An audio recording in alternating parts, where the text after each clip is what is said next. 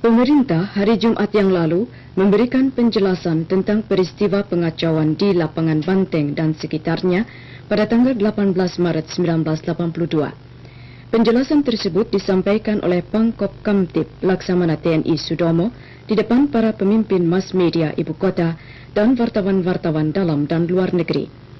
Hadir pada kesempatan itu Menteri Penerangan Ali Murtopo, Kaskop Kamtib Jenderal TNI Wijoyo Suyono, Panglak Susda Jaya Mayor Jenderal TNI Norman Sasono, Kadapol 7 Metro Jaya Mayor Jenderal Polisi Anton Sujarwo, Ketua Harian Dewan Pers BM Diah, dan para wakil hubungan masyarakat Departemen Instansi Pemerintah.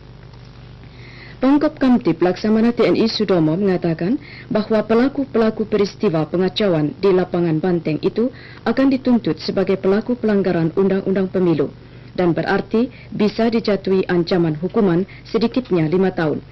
Sedangkan lainnya yang melakukan pengerusakan akan dituntut sebagai pelaku tindak kejahatan.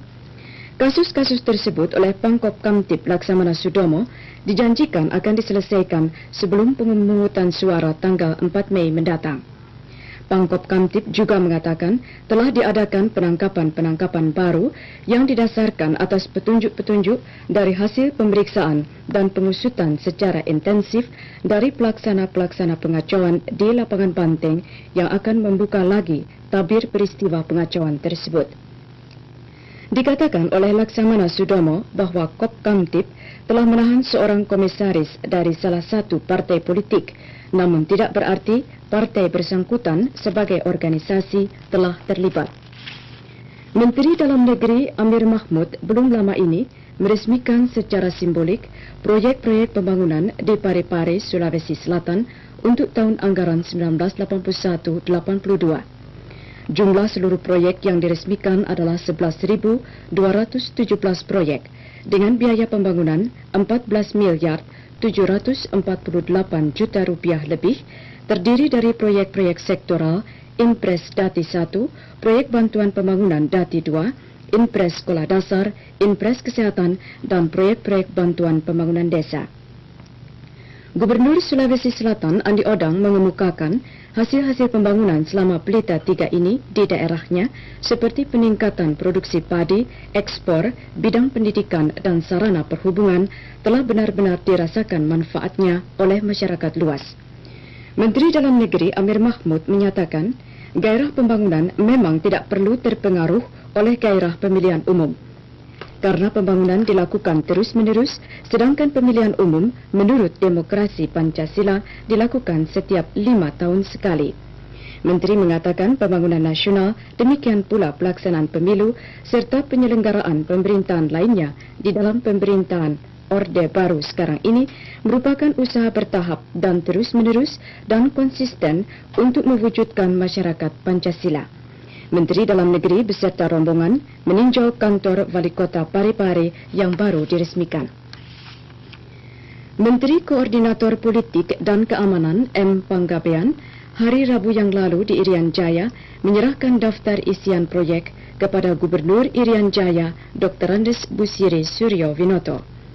Gubernur Busiri selanjutnya menyerahkan DIP tersebut kepada instansi-instansi di wilayahnya yang mendapatkan proyek. Jumlah DIP yang diserahkan tersebut naik sekitar 60% dibanding dengan anggaran tahun 1981-82.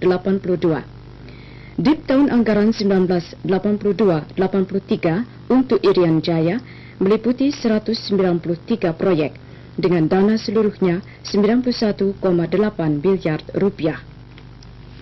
Selain itu diserahkan pula bantuan Impres Provinsi, Kabupaten, Kecamatan, dan Impres Desa tahun anggaran 1982-83 sebesar 115 miliar rupiah. Amanat tertulis Presiden Soeharto yang dibacakan oleh Menko Polhukam M. Panggabean antara lain menyatakan, sebagai bangsa yang sedang dan bertekad terus membangun, tidak ada sikap lain kecuali harus terus bekerja keras serta tetap prihatin dan hidup hemat. Kepala negara memesankan agar kemampuan, daya dan dana yang ada harus dimanfaatkan semaksimal mungkin untuk mencapai kemajuan dalam rangka mempercepat dan mensukseskan pembangunan. Sekarang kami sampaikan berita terakhir minggu ini. Presiden Soeharto menilai pelaksanaan Pelita 3 yang kini sedang berjalan sebagai babak pertengahan yang sangat penting untuk meletakkan landasan mencapai masyarakat adil dan makmur berdasarkan Pancasila. Landasan untuk mencapai masyarakat adil dan makmur berdasarkan Pancasila itu, menurut Kepala Negara, ditandai antara lain dengan tingkat ekonomi nasional yang memiliki kemampuan industri yang tinggi dengan dukungan pertanian yang kokoh. Presiden Soeharto menyatakan hal itu dalam sambutan tertulis yang dibacakan Menteri Muda Transmigrasi Martono pada penyerahan daftar isian proyek 1983 untuk Sumatera Utara di Medan kemarin. DIP untuk proyek-proyek sektoral dari dana APBN 1982-83 untuk Sumatera Utara berjumlah 126 proyek dengan nilai seluruhnya 128 miliar rupiah. Sampai dengan tahun keempat Pelita 3 sekarang ini, dana pembangunan proyek-proyek sektoral di Sumatera Utara meningkat 35,5% setiap tahun. Menteri Penerangan Ali Murtopo kemarin sore di Desa Arafah, Banda Aceh, membuka pameran nasional poster perjuangan dan pembangunan. Menteri Penerangan pada kesempatan ini mengatakan, kita tengah melaksanakan pembangunan materi untuk meningkatkan kesejahteraan bangsa Indonesia di dunia. Tetapi kita juga melaksanakan pembangunan akhlak, mental dan iman untuk akhirat. Menteri berkata, jelaslah bahwa pembangunan nasional adalah pembangunan bangsa secara menyeluruh, pembangunan politik, ekonomi dan pembangunan mental. Karena pemilu merupakan salah satu faktor pembangunan, yakni pembangunan politik untuk menciptakan demokrasi Pancasila